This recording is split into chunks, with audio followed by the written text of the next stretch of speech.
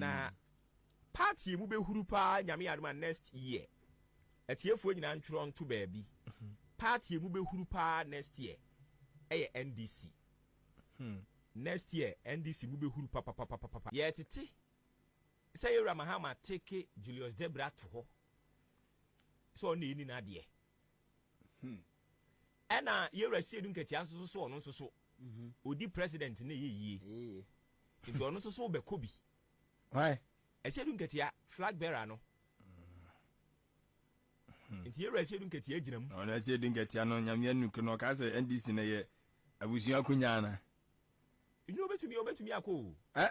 kodi obetumi akọ ba onu so mo nya nse NDC na ya busua kunya eti His Excellency Johnson Asiedu Nketia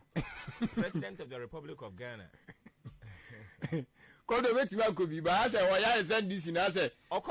eye ni fi akunya bi mesi okọ obewi ni kodi okọ obewi ni ba mo nya party ni nya busua kunya ase onu ani say busua kunya enye Johnson Asiedu Nketia David enye busua kunya say so qualify na I just want qualify as but we got trend na as no any say busu akunya as onu odi we anu ate enipa makomako enan na yate wo mudin a omo lazy omu shoe say Yura Mahama wi on beti asim Julius Debra na Yura Asiedu Nketia na ewu adako ewu adako so ni mu no yeah na no me ni ko hia wo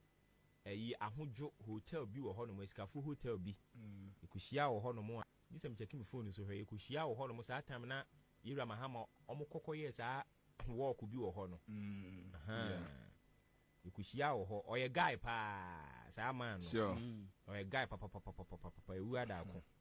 ono susu lazy ni shoe ena erikopoku Hey, Agric Minister. Wa bin papa. Appointment na Yura Mahama ye no. Se wa hwe trend na. Akasafo no anu omukasa bebiri no. Omo no de post ama won. And we do bia nso koto ba bia no wo kasa. It is a test case for them.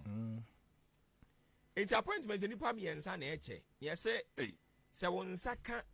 krata na bia. No bisa se we ni firi akache ben. Catch your stars. Catch your stars. It's Yura Asiedu Nketia ati so no chebi. Yura Mahama so chebi. And Julius Debra so chebi. Now the point ni nyina na say, you rub my shoulders, I rub yours for you. So be ha. Say ya na do the second term DC ni che no. Na omo open crofo mbe ye baumia adwuma ama no. It is wo hwe ya time omo bo pre no this is how anything Bawumia lose support or no. Bawumia wasn't the choice of the MPP. Omo kosi sa na omde be share omo konso eni nyankopon mu ase. Omo san ba bio no omo try sa na ni be san gu ase biem. Omo try dey mi. Omo san compulsory we ni epero. Na je sia ko betumi aye sa de no kra. Omo betumi. Omo ntumi. I don't know betumi. Etu na de hwan ko hye hwan kon no. Na hwan okay se be ombebiem se enkoto aba so o man fana se obi akọ na make hwan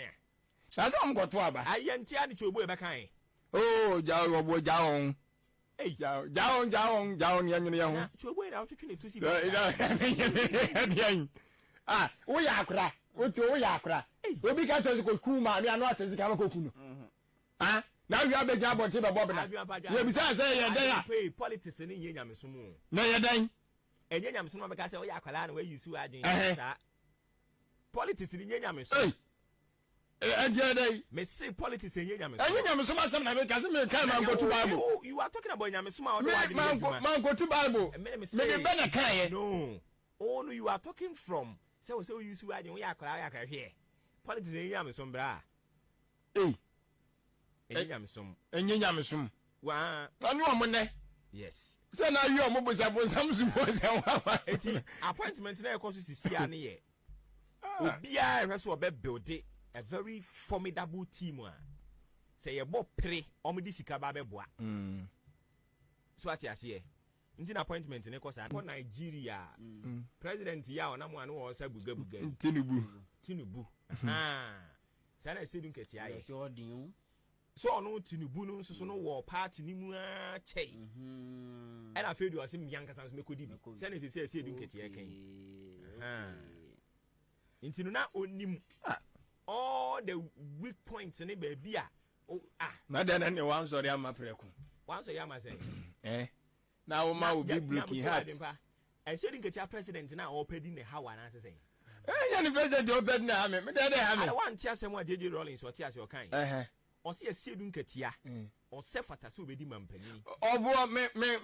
me you can say me deny that fact no say on sem fata o sem fata na fi aden but onya botre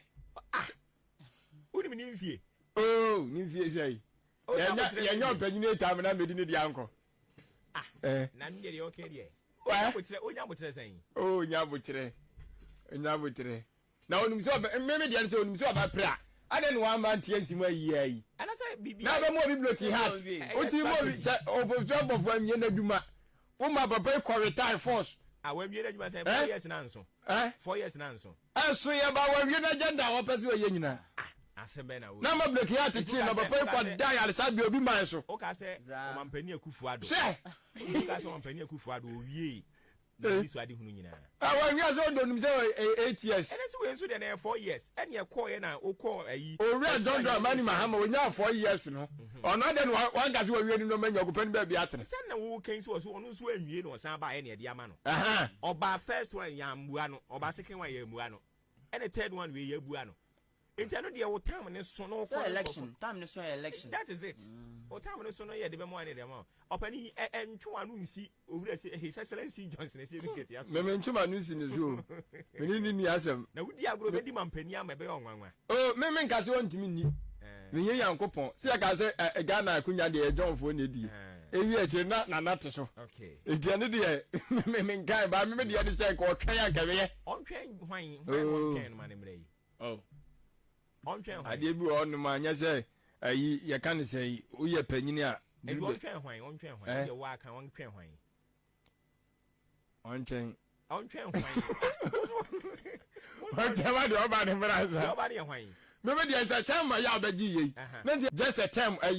chairman na wo pe me ba ye mfa ne se chairman no kra na wo pe 4 years no so no okona nkrofo na nto amane bi mu eno nso ngofo na nto amane bi mu ase ne ya nto amane bi mu ne nsusu ye bani wom enti ma nya nko biem me ko kodi mampani yewura Mahama na no mo twen so ba bibie ne me block ya so de ma me da ne ha me is that where dan so ne anu ha no anu ha ne sei where dan no anu ha no anu ha na bo de be ngwa na oye ye eno where dan so no ono no buga no so wonye o de Pentecost ni ya ho no ene okura poman yeah, I'm sorry, actually, Dread, I won't go Bugasa. Get your shed damn in way. You met 20 years to see or 2 to need the others. Agree. Ma, see, any pan 9 so far, young and say, Yura Mahama, we are. Almost a person will be to Cuba. Johnson Asiedu Nketia, Julius Debra. Ewa dako erikopoku ba kwa ye tete nso ye ayi ato forcing ato ban ye tete se ono susu nya obeti asim e na ayi okugya